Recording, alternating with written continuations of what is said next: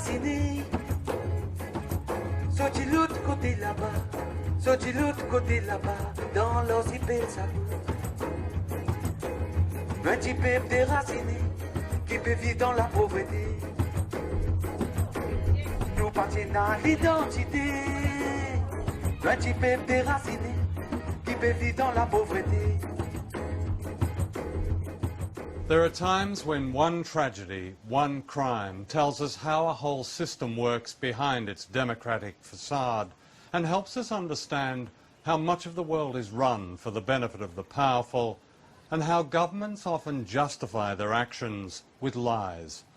The film you're about to see is a shocking, almost incredible story. A government calling itself civilized, tricked and expelled its most vulnerable citizens so that it could give their homeland to a foreign power for a military base.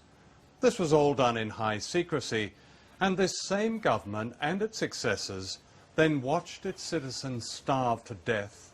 It watched them despair and take their own lives, while at the same time ministers and their officials mounted a campaign of deception that went all the way up to the Prime Minister. That government was a British government whose policies are continued today. This report is about a faraway people most of you will have never heard of, and yet the lies covering the injustice done to them will be all too familiar.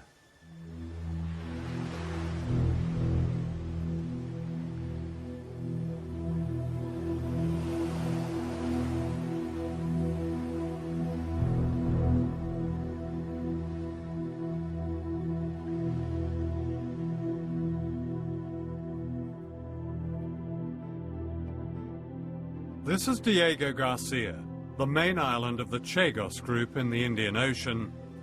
It was once a phenomenon of natural beauty and peace, a paradise. Today it is one of America's biggest military bases in the world. There are more than 2,000 troops, 2 bomber runways, 30 warships, and a satellite spy station. B-1 and B-52 long-range bombers extended their reach from the British base at Diego Garcia in the Indian Ocean. From here, the United States has attacked Afghanistan and Iraq. The Pentagon calls it an indispensable platform for policing the world. Missile launch right, 3 o'clock.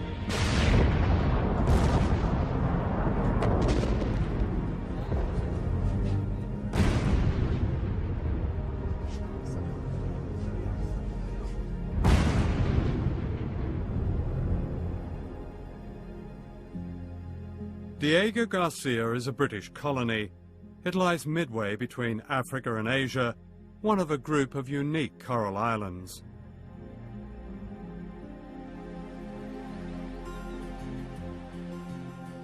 This is rare film taken by missionaries before the Americans came in the 1960s. 2,000 people lived in the Chagos Islands, a gentle Creole population originally from Africa and India, whose communities dated back to the late 18th century. They were thriving villages, a school, a hospital, a jail, a church, a railway, and above all, a benign, undisturbed way of life.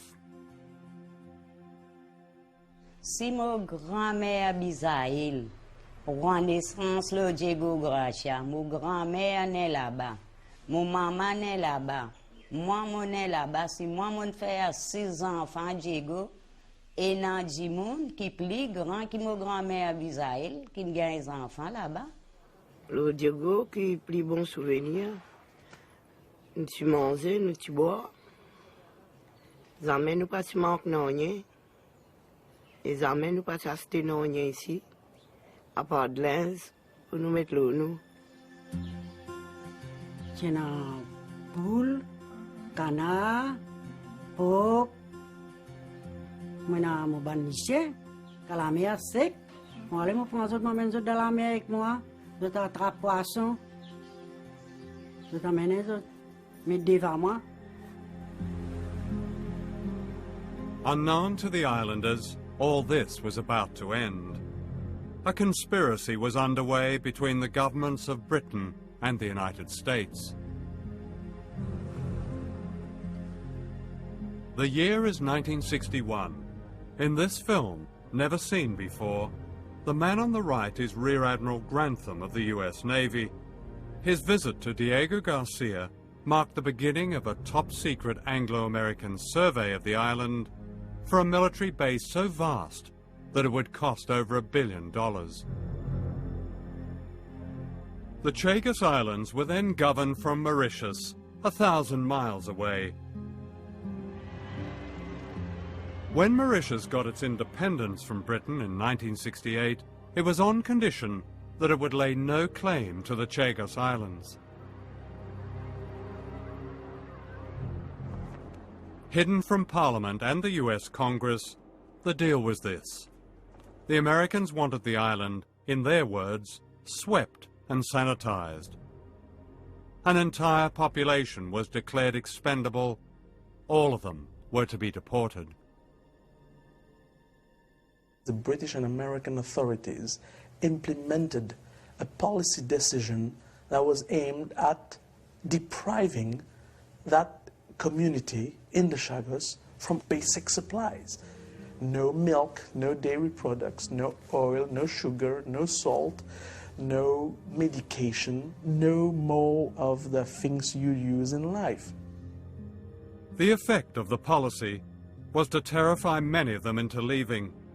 They were also told their islands might be bombed.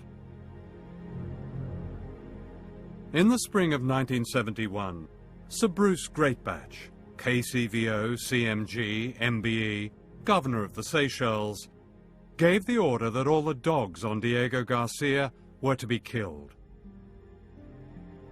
These were much-loved pets, and the horror of their killing was taken as a warning by the islanders. Almost 1,000 pets were rounded up and gassed using the exhaust fumes from American military vehicles. I mean,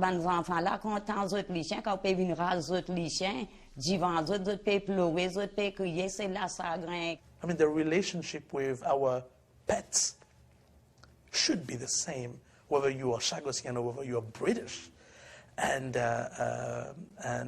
they were absolutely destroyed by the fate reserved to their dogs, and many of them told me in no uncertain words they were told that any objection to the depopulation, they would suffer the same fate. Perhaps the lowest trick was that those islanders needing to go to Mauritius were prevented from returning home. Tout le monde quitte là-bas. Mon vini pour venir sur mon bébé, pour retourner dans mon endroit. Les temps moi aller mal bureau tard. Diamant bien sagrin, il tape moi les deux. Diamant bien sagrin Élysée. Papa encore là-bas, il fini vendre. Mon bonhomme petit père assisé dans le sofa. Il guette moi dans mon figure comme ça, moi tout sur des bras tombés comme ça. Il y a une congestion en place. Sur la main paralysée, sur la bouche, tout ça là. Lève-lui, amène-lui à l'hôpital. Il me voit ça même à sa congestion là même. The remaining population were summoned to the administrator's office and told that their homeland had been sold and that those who remained would be loaded onto ships and expelled.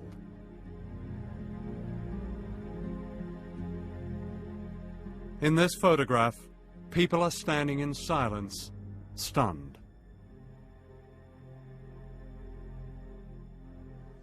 Vini fait une réunion NR, code bureau, on appelle nous tout, nous pas obligés quitter. Mais ce qui tu peux passer là-bas, nous tu connais, pareil comment tu peux faire avec nous les chiens, tu peux faire ça même à nous, sans pitié.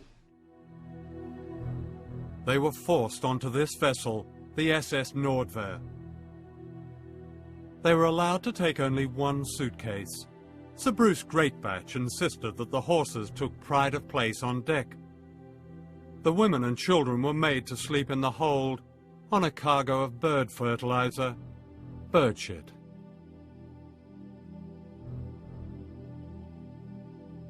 Bateau là, nous da un seul matelas. Quantité d'enfants qui ont dit, ils ont mis un seul matelas. Nous-mêmes qui sommes animaux. Nous-mêmes, nous sommes gauchins, femmes, enfants, nous qui sommes animaux, là, nous devons. The first port of call was the Seychelles, where they were herded from the boat.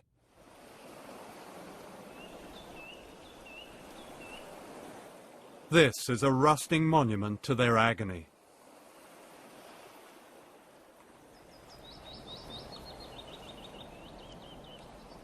From here they were marched up the hill to a prison that has since been demolished. They were kept in cells until they were transported to Mauritius.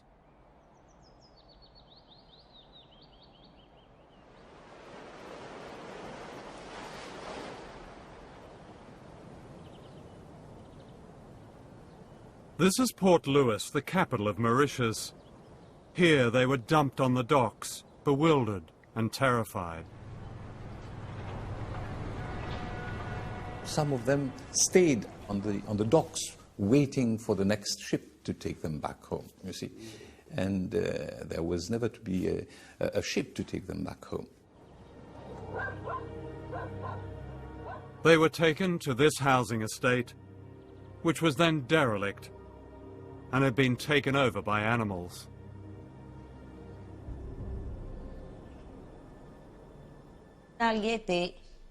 Là, nous allons là-bas, la cité bon marsan, pena de l'eau, pena la lumière, vous voyez que tout ce mal propre, pena la porte, pena la fenêtre. It was hell. I went to see them, literally. What way was it hell, do you think?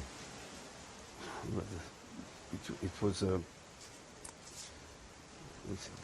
the filth, no water in those houses. And no sanitation. Oh, it was really...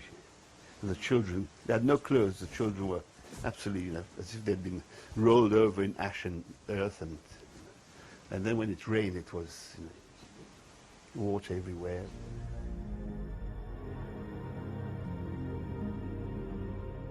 The islanders began to die, not only from poverty, but from what they call sadness. Lizette, now in her 60s, lost 2 children. Les enfants sont extra grands parce qu'il y a un qui boit moi. L'état moi mon gagne sa nouvelle là mon reste sa grand. La tristesse d'une boire un gilet sa grand, ça l'autre enfant là, il tient à 8 ans. Il n'a pas sa grand, il connaît qu'à depuis là-bas. Tout ce qui peut causer, tout ce qui peut passer, peut quitter ce pays, il reste sans sa grand. Sa raison là que ça veut dire un mot docteur j'ai pas qu'à soigner la sa grand. They would sing their way through life. Here, I mean, they wept their way through life, and they're still weeping, you see. And there were, as you mentioned, so many cases of suicides. But there were so many cases of children, not receiving proper care and dying in hospital. I know the case of one lady who lost 2 children within 2 or 3 months. And she wasn't able even to perform the funerals of her child, because she didn't have the money necessary for that. And it was the state who took care of it. From the hospital, the child was taken to the cemetery, you see. Do you realize what sort of a trauma, what sort of experience this is for an old lady? And this old lady is still weeping to be able to go back home. By the end of 1975, the secret expulsion of the people of the Chagos Islands was complete.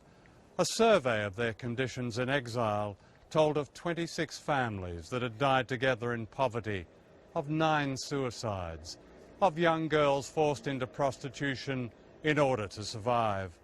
The report gave these examples. Elaine and Michelle Musa, mother and child, committed suicide. Leonie Rangasamy, prevented from going back, drowned herself. Tareen Chateau, no job, no roof, committed suicide. This was a glimpse of the suffering inflicted by the British government, and yet in a letter dated 16th of August 1976, a Foreign Office official wrote, and I quote, "Although we have no information about deaths, some deaths are bound to have occurred in the normal course of events.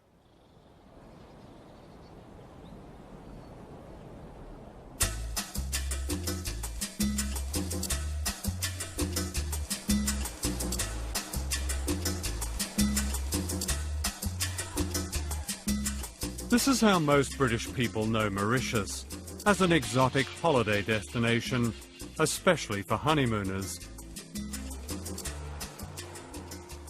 They almost never see the slums of the exiled people of the Chagos, who are also British citizens.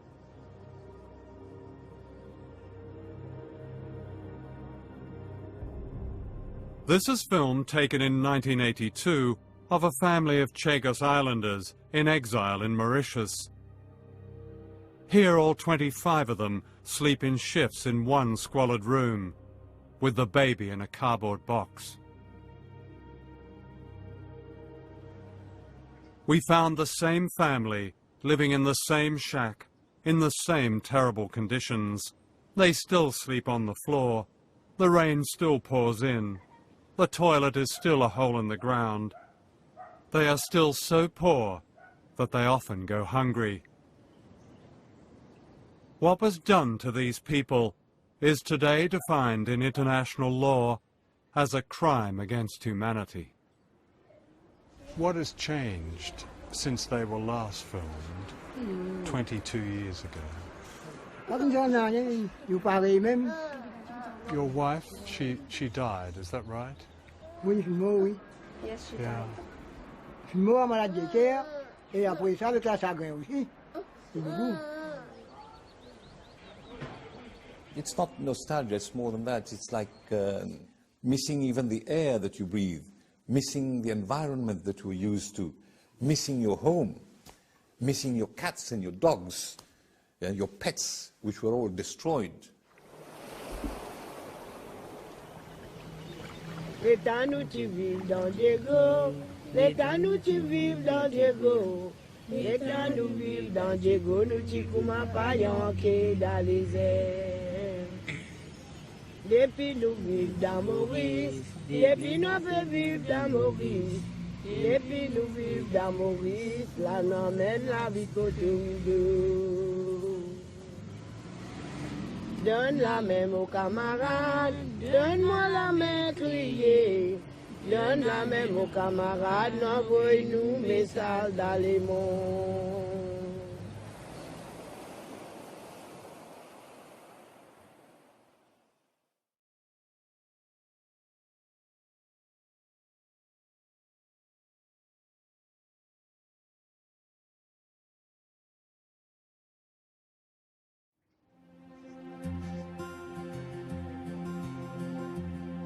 This is Olivier Bancourt, leader of the Chagos Islanders in exile.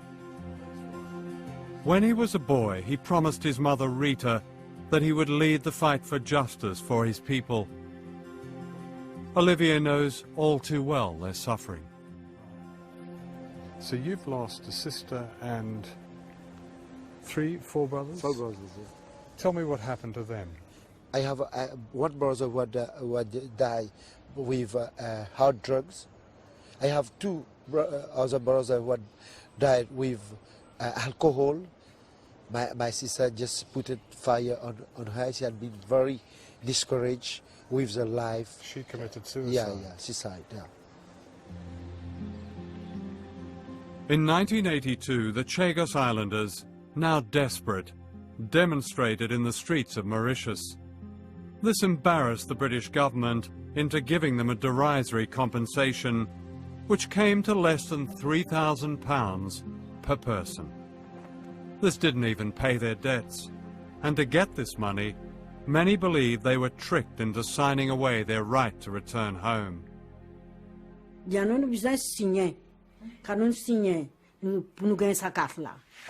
L'autre dia nous signer pour mettre là-bas pour gagner ça. Après l'état nous ceux qui continuent, ceux qui pas continuer mettre pouce, et là autres nèg mettre en bas, mais ça même au prononce mon droit, c'est comme pour moi. Et ni moi ni mes enfants ici. Si l'étudiant, moi, mon signer mon droit, mon renonce mon île, mon parti pour prendre 8000 là. Moi, la vie à mère Paris, moi, mon paiement. C'est ça même, mon pas renonce mon droit. It was entirely improper, unethical, dictatorial to have the Chagossian put the thumbprint on an English legal drafted document where the Chagossian, who doesn't read nor speak any English, let alone legal English, is made to renounce basically all his rights as a human being. Renouncing their rights was precisely what the British government wanted them to do. They could then be forgotten. That same year, the government spent £2 billion defending the rights of the Falkland Islanders, who are white. My people, the Queen would say in a Christmas broadcast. So you send them 2,000 inhabitants of the Falklands, and you've got 2,000 people with Chagos. One out, the other one, we come to your rescue. Come on. Come on, you are all English, you're all British. Come on. What's the difference? Where is your sense of fair play, my fellas? Where is your sense of fair play? Mm-hmm. That could be a breakthrough, couldn't it? From a tiny lock-up in the poorest section of Port Louis, Mauritius, Olivia Bancourt, an electrician, has taken the struggle across the world. And here you're with Nelson Mandela? Yeah, I am with Nelson Mandela, an example of human rights fighter, you see. We compare our struggle to the struggle of Nelson Mandela, who had been... In the 1990s, the islanders' struggle took a dramatic turn with the discovery of these documents in the Public Record Office in London. Here was the evidence that they and their supporters were looking for. These long-forgotten secret official files revealed the full scale of the conspiracy and the cynicism that drove it.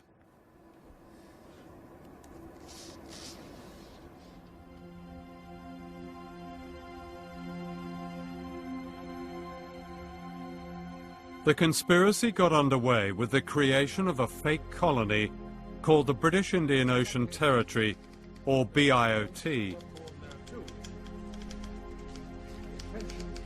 The sole purpose of creating this colony was to kick the people out. And to do it, the Foreign Office invented a fiction. They said the islanders didn't really belong to the Chagos, but were merely temporary contract workers. Foreign Office Memorandum, July 1965. People were born there, and in some cases their parents were born there too. The intention is, however, that none of them should be regarded as being permanent inhabitants of the islands. So how would they be regarded?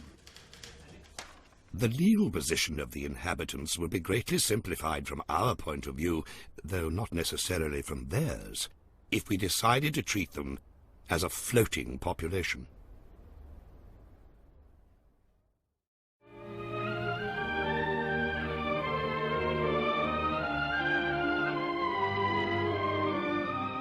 This long-forgotten British government film shot in 1957 reveals the duplicity.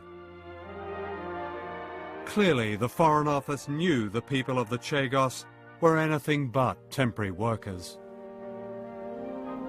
Out of a total of 100 or more little islands, only some half a dozen are permanently inhabited, partly by people from Mauritius and the Seychelles, but mostly by men and women who have been born and brought up on these fragments of land. It is the story of their lives which this film tells. The British tried to claim, and I just quote one of their documents, that the Chagos had no indigenous or settled population. Menti, jamais. Mon papa né là-bas, mon grand-père né là-bas, mon grand-mère né là-bas, mon maman né là-bas. Cause menti. Il menti, génération de là-bas. Back in London, some officials began to worry about being caught out. Foreign Office memo, November 1965. There is a civilian population. In practice, however, I would advise a policy of quiet disregard. In other words, let's forget about this one until the United Nations challenges on it. One can only say that they were looking at another prize, and this was considered a price that was worth paying, because in reality there would be no objections and they would get away with it. And all they were concerned about, the documents show this quite clearly, all they were concerned about was whether they'd be found out. In that same month, the British representative at the United Nations, F.W.D. Brown, was instructed to lie to the General Assembly that the Chagos Islands were uninhabited when the United Kingdom first acquired them. I must remind you that this has been done in violation of the United Nations Charter. This is why it was done so in absolute discretion and using lies. I'm not mincing my words. They were lies, damn lies. What the official documents show is not just a trail of lies, but an imperious attitude of brutality and contempt. In August of 1966, Sir Paul Gore-Booth wrote, "We must surely be very tough about this. The object of the exercise was to get some rocks which will remain ours. There will be no indigenous population except seagulls." At the end of this is a note handwritten by Dennis Greenhill, later Baron Greenhill of Harrow. Unfortunately, along with the birds go some few Tarzans or Men Fridays, whose origins are obscure, and who are being hopefully wished on to Mauritius, etc. When you look at the documents, here you've got some of your former colleagues talking about, well, we just need some rocks because in all that's on it are a bunch of Tarzans and a few Janes and all that. Well, yes. I mean, I know the person that you're referring to and the minute that you're referring to. Yeah. And I have the greatest respect for him. He's dead now. And I'm sure that if he had any clue that his throwaway remarks would have become public, he would never have written that. Because I don't believe he's that sort of person, frankly. You know, people put things in minutes on official papers that they don't really mean. The conspirators now began to get the wind up. A senior official wrote, "This is really all fairly unsatisfactory. We propose to certify up to 240 islanders, more or less fraudulently, as belonging somewhere else. This all seems difficult to reconcile with the sacred trust of the United Nations Charter." The sacred trust he refers to obliges Britain to safeguard the human rights of its citizens in a dependent territory. His warning counted for little. One official offered a way round the problem. He wrote, Yes, I've got it right in front of me. "We do not regard the United Kingdom as bound by such a rule. In this respect, we are able to make up the rules as we go along, and treat the inhabitants of BIOT as not belonging to it in any sense."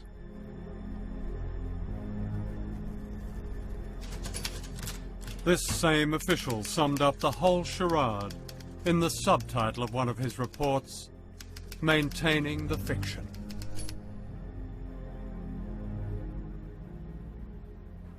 Do you think they were aware of what they were doing to the people, that the trauma that was about to descend on the Chagossians?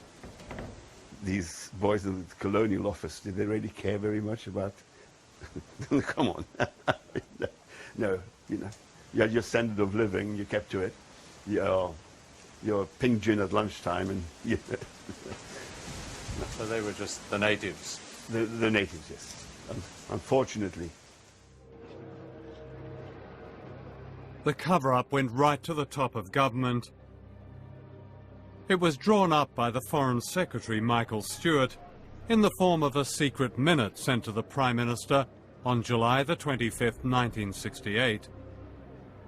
In this document, Stewart reveals that he is fully aware that Diego Garcia has a population going back at least 2 generations. He proposes that the government lie to the world that there is no indigenous population. On April the 26th, 1969, Wilson's private secretary wrote to Stewart saying that the Prime Minister approved the plan. The documents show that it was decided at the highest level by the Prime Minister, most particularly Harold Wilson. He knew very well that there was a population and they were going to be removed. The problem is that this is policy made almost on the back of an envelope. There's no democratic input. Nobody was asking questions, nobody was knocking on the door, nobody was there to represent the interest of the islanders. They just didn't exist as a political factor to take into account. Dennis Healy was Defence Secretary in the same government. When we asked Mr. Healy for an interview, he replied, "I fear I have no memories of the Chagos Archipelago. Sorry." Lord Healy's a letter about not remembering the Chagos Archipelago. Bollocks. Absolutely. He's an acute and intelligent man. On May the 6th, 1969, Healy's private secretary wrote this letter to 10 Downing Street. It confirmed that the Defence Secretary had read Stewart's plan and agrees with its recommendations. In Washington, a parallel conspiracy was taking place, also in high secrecy. The object was to keep the expulsion of the islanders from Congress. So payment for the lease of the islands was disguised as a $14 million discount on a Polaris nuclear missile about to be supplied to the Royal Navy. Is there ever a time when people in power consider the consequences of the imposition of that power? Because the consequences for the population of Diego Garcia were disastrous. The circumstances involved how many? 2,000 people. 2,000 people. Who'd been living there since the end of the 18th century. Well, a fair number of them, if I remember, were external laborers. Well, that's been shown to be untrue. The British government tried to represent them as that. They were an indigenous 3-4 generations. As I said, I went through this record some years ago, and at that time it was said that these were imported laborers to some degree. We found in the National Archives in Washington this letter from the American ambassador in Mauritius. February the 1st, 1972, Ambassador Brewer to Washington. It is, of course, absurd to imply that Diego Garcia had no fixed population. There is no question that the island has been inhabited since the 18th century. I don't think there's any doubt at all that the Americans who visited the islands to reconnoiter as to whether this was a suitable base area, they saw that there was a functioning civilization on the island.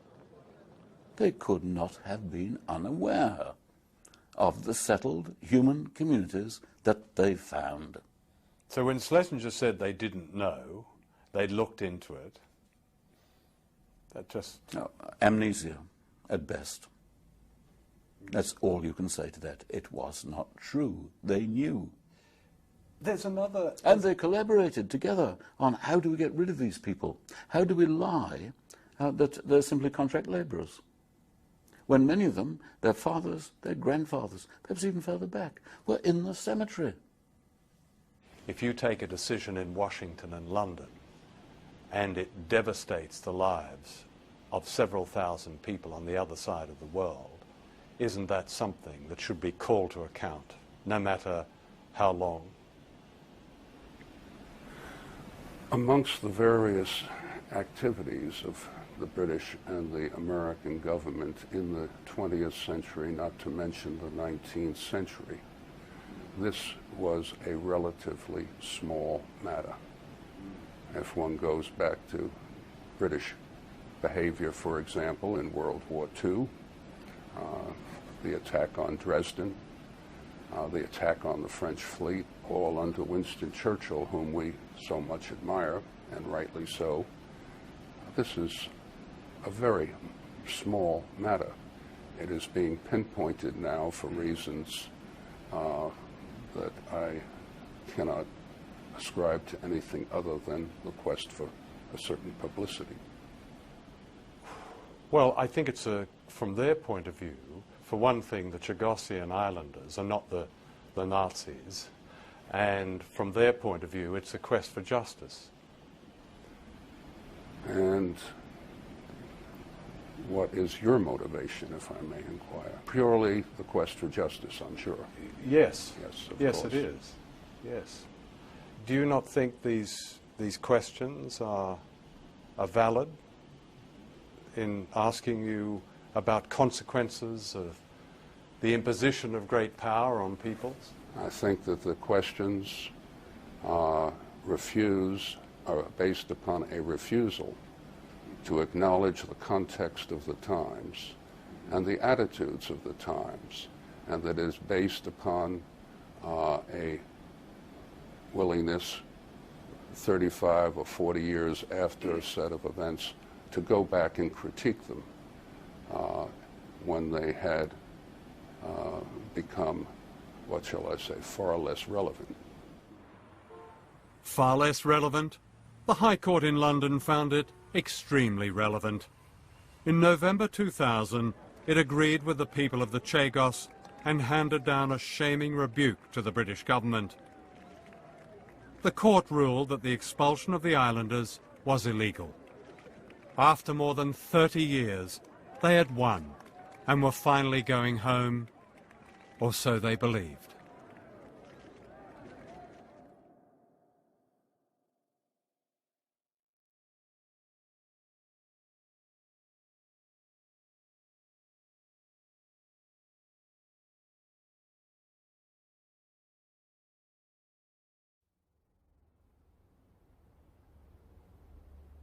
The Victory Day for the Victory in the High Court gave Olivier Bancourt and his people the right to start their lives again.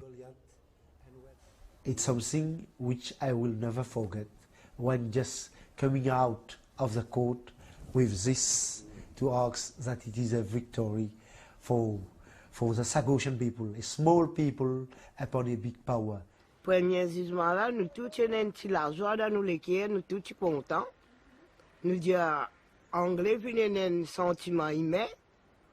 Quand on vient sa victoire là, on sentiment à l'aise. Qui me tient pensé, moi pouvais tout mon pays natal, moi pouvais tout le cimetière, toute mon grande famille.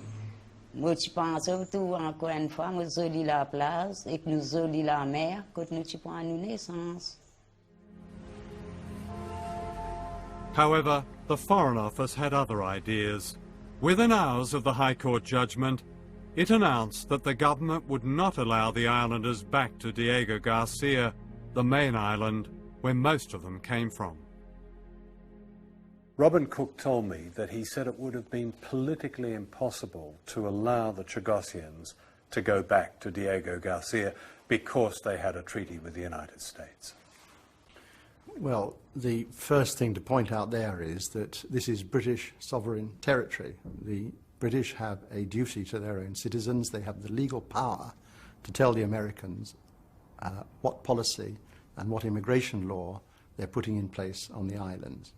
But in the meantime, we've signed a couple of pieces of paper with the Americans, and we now regard our obligations to them as paramount. I just don't see the logic of that.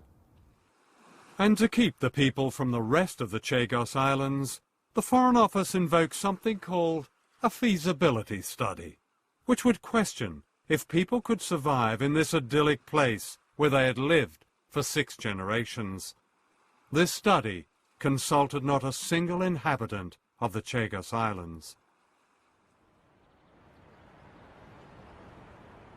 After the High Court victory, the government promised the islanders that at least they could visit the graves of their families. Boats were chartered here in Port Louis, Mauritius, but they never set sail. Baroness Amos, Tony Blair's leader of the House of Lords, explains why they never went back. We chartered a vessel. Unfortunately, the vessel was not made available. We are happy to reinstate any such visit, but it would not include Diego Garcia because of the reluctance of the US government. The president of Mauritius, Kasamu Team, took her up on this. So I said to the Baroness, I said, Britain has no objection. She said, no, Britain has no. She said, do you allow me to take the matter up with President Bush? She said, by all means. And this is what I did. I wrote to President Bush. The reply came, I'm sorry to say, we don't deal with the Mauritian government, we deal only with the British government. And the British are not agreeable. It's black and white. The British are not agreeable to this visit. And we agree with the British. So they've been playing table tennis, ping pong, with the Chagossians. When we go to London, we are told it's an American problem. When we go to Washington, we are told it's a London problem. It is an arrangement between them to treat this problem as a ping pong ball. And it's terrible, because by the time the ping pong game is over, well, there will be no Chagossians left. By June this year, the Blair government had run out of excuses, but there was still one more trick to play. Have you ever heard of something called an Order in Council? It's a royal decree using archaic powers, which unknown to most of us are still invested in the Queen. It's a cosy arrangement. The Queen rubber stamps what in many cases politicians know they can't get away with democratically. On November the 5th, 1965, an Order in Council was issued by the government of Harold Wilson. The aim was to secretly expel the population of the Chagos Islands, all of them loyal subjects of the Queen. In June this year, the Blair government used the same powers to bypass Parliament and the High Court in order to ban the Chagos Islanders from ever returning home. Dictators do this, but without the quaint ritual. The quaint ritual takes place here at Buckingham Palace. The public never sees it. Parliament is merely told about it. Orders in Council, they go through without discussion. They're read in title only. No reason is given for them. No contents are spoken. The Privy Council never even sits down. They all stand around. The clerk of the council reads the thing in title. There were two orders, and the Queen says, agreed. And that's it. That is it. It's a decree. It's a decree. And with that royal decree, the people were banned forever from going home. It was June the 10th, 2004, election day in Britain, when they thought no one would notice.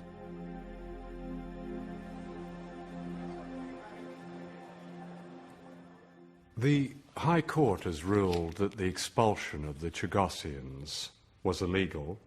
The Commission on Human Rights at the United Nations has called on your government to return them to their homeland.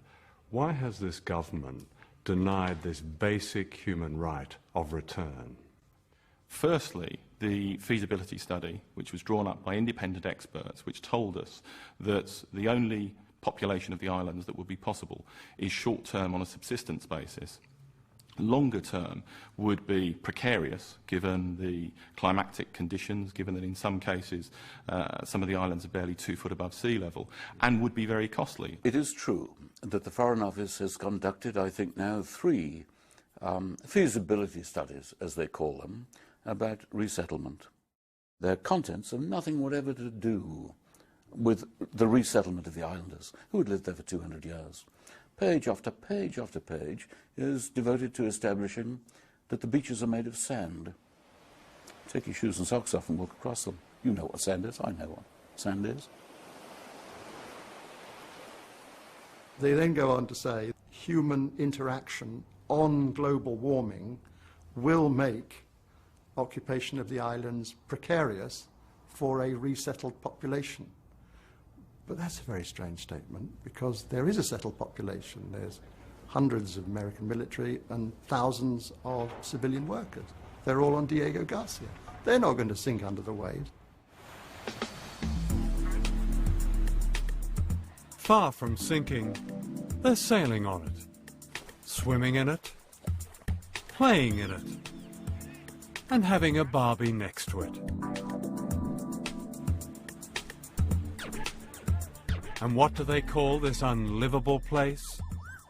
Fantasy Island. Nobody takes those conclusions seriously, and insofar as the government repeats them, I'm afraid they're just opening themselves up to ridicule. At the moment, on Diego Garcia, there are 4,000 US servicemen and contractors. There are 2 bomber runways, each 2.5 miles long. There are anchorages for 30 ships and 2 nuclear-cleared berths. There are space tracking domes and weapons ranges. It's the biggest American base outside the United States, which the US Navy describes as indispensable. The living conditions as outstanding, the recreational facilities as unbelievable, and the US wants to extend the lease past 2016. And you're asking us to believe these islands are uninhabited or they're sinking. No. Of course they're inhabitable, but at a cost. The United States does have concerns about the climatic conditions longer term in respect of Diego Garcia, and has exactly the same concerns that were formulated in our independent study. But what the independent study told me, there was no fresh drinking water. There was, real concerns in the outer islands about the sea levels and the danger of flooding, and there would be a need for substantial expenditure on actually building a livable infrastructure. One of the chief things was, what is the water supply going to be like? Oh my God, we can't guarantee it. These islands, and I published this in 1971, are respectively the 3rd, Peros Banhas, and the 5th, Salomon, wettest islands in the world. Peros with 4 meters of rain a year, and the other with 3.5. When it rains, the water table is so high, the rain remains on the surface for days. So what does that make these feasibility studies? Worthless. Waste of time. Waste of time. Let me ask you, does this government, do politicians in this government, because this story has shocked most people, do you not feel any shame for these actions? I've said to you at the beginning, I am not seeking to justify the decisions that were taken in the 60s and 70s. I mean shame now, because you used the same powers to ban them. No, I don't feel ashamed, because I took what I believe, and the government took, a responsible decision in the circumstances almost 40 years after the last Chargossian lived within these islands, and I was being asked, and the government and the British taxpayer was being asked, to pick up the financial tab to allow, almost on an exploratory basis, for people to go back to the islands. You can't manufacture money. You actually have to make choices about how you spend your money. Only the other day, the minister was asked by a member of Parliament, what is the anticipated cost? And the answer was £5 million to set up and £5 million a year to run. Well, that's peanuts. £5 million is the cost of an embassy building in London. This is an embassy building in Mauritius, home to Mr. David Snoxall, the British High Commissioner. It has tennis courts, lavish gardens, security fences, a swimming pool and a Jaguar car, all paid for by the British taxpayer. Minutes away, these are the British citizens who are less worthy of taxpayers' money.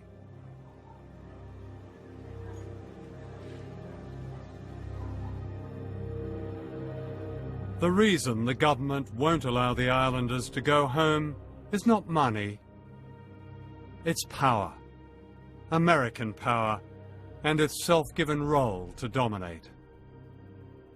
Might is right, and the great powers have the might, and therefore the right to do anything they want, wherever and whenever they want. They wanted the Chagosian Islands, in particular Diego Garcia, for a base. They take it they grab it. It's their right. However, the islanders are not giving up their right of return. Today they're getting ready to demonstrate outside the British High Commission in Port Louis. So these are all going on the demonstration to the High Commission? Yeah, of course. This is a particularly relevant one, isn't it? Yeah, yeah. When you, I mean, that's quite a serious indictment. Yeah, of course. But you're referring to the High Court found in your favour that you could all go home and the British government has prevented you from going home. This is why it's true. It's something that everyone must know about it. The British government seems to be using all of its powers to even capture the law and using it for its own political ends. You know, by overturning the High Court ruling and saying that, you know, this is no longer on, that by referring to the Crown prerogative and going back to these medieval laws and overturning, you know, the legal decision to allow these people back to the outlying islands, that to me is a capture of the legal powers of the state that really only happens in totalitarian regimes. The struggle and the dignity of the Chagos Islanders were displayed here by elderly ladies having to stand on the street and shout for their basic human rights.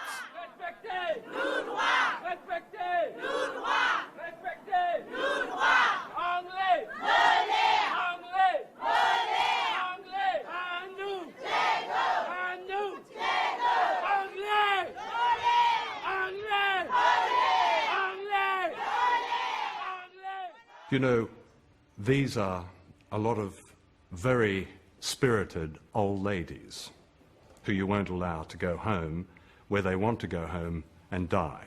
That's basically, these are the people who are leading the charge among the Chagossians. Isn't that shameful? Of course I've got sympathy for people based upon what happened to them and their families in the past. But this is today, almost 40 years after that event. And for us and the British government and the British taxpayer to be asked to finance that, when that money could actually alternatively go on leaving aid and poor people throughout the world.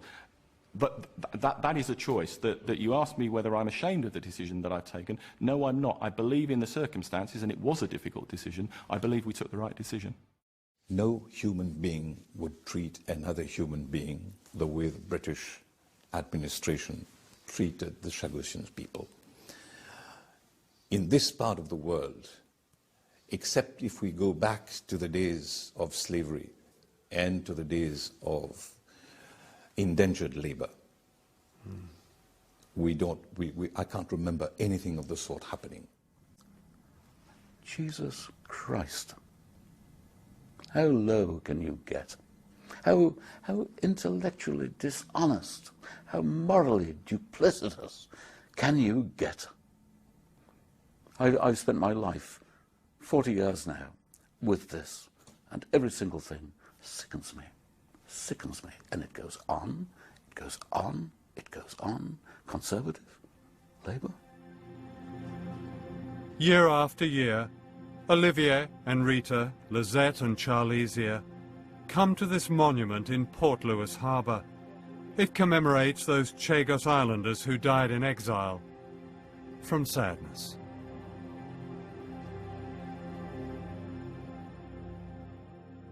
Il est bien sacriant, il est bien faire les cœurs faire mal. Et bon Dieu pour punir les autres ça qualité matière qu'ils peuvent faire nous souffrir. Nous bien si bien madame. Bien si bien. Scalaire non aussi. Dites-moi là qui m'en arrivé. Vous faites dire où t'allez là? 79. Et tous les temps qui m'ont là, moi la vie quand mon masque pas de mon politique. Mon pas pris de lui. Jusqu'à que bon Dieu ramasse moi.